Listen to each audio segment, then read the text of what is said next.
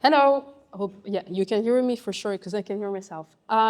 So welcome to this talk. So we're moving a bit away from consciousness to a bit more scientific subjects. So as the talk says, hacking the boundary between life and machine. And I just want to give you first a bit of a snapshot into, of course, this is my perspective, but humanity has always been shaped by materials. And if you just look at the slide here, from the Bronze Age, we've moved into the Iron Age that allowed us, to move into settlements with stable agriculture. And more recently, the Silicon Age, everything, powers that your computer, your telephones is based on silicon. So the question here is really, what is going to be next? And as I said, this is my personal opinion, but for me, there is a big disconnect between everything you've seen in the past. Normally, is our tools, they break, and instead, our bodies, they heal. So really what I did during my PhD was looking into the concept of cellular bionics. This sounds more complicated than what it might be, don't worry. Scientists will like to give fancy names to normal things sometimes. But basically, it's really about how can we actually promote living organisms into synthetic materials so that we can get the best out of both worlds. And one of the ways you need to do that is to have something that is called bioreceptive materials. It's quite small there, but it's written. And what it is really creating materials that by design, they allow nature to grow in it. I put some figures.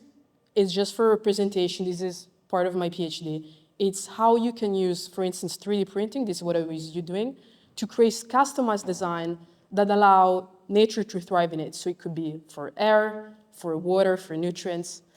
And of course, this I was looking into microorganisms like plants, algae, so on and so forth.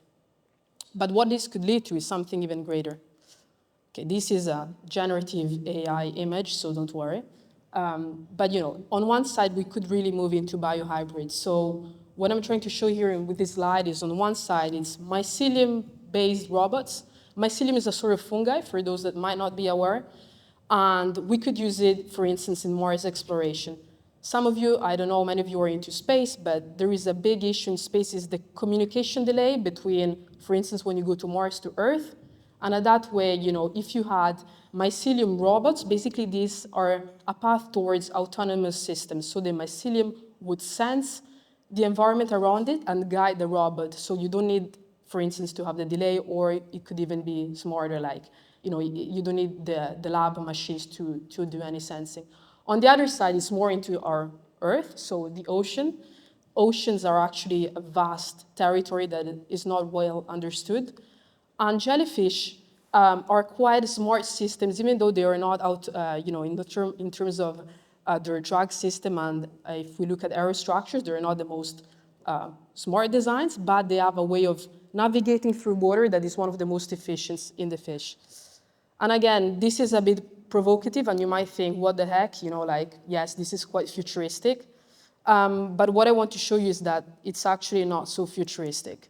So now, for the sake of time, as for other presentations, I don't have the time to show you all the videos, but it's just videos to show you that this is actually happening at very reputable universities. So on the left, you can come to me after during the break, or I can happy to share the links, or just look it up on YouTube. It's bionic jellyfish. It's research from Caltech, this one. And really what they did is they put a cap on top of the jellyfish, and that allows the jellyfish to swim faster. That way you could use the jellyfish as a sensor and navigate through the ocean to explore more and get more data out of it.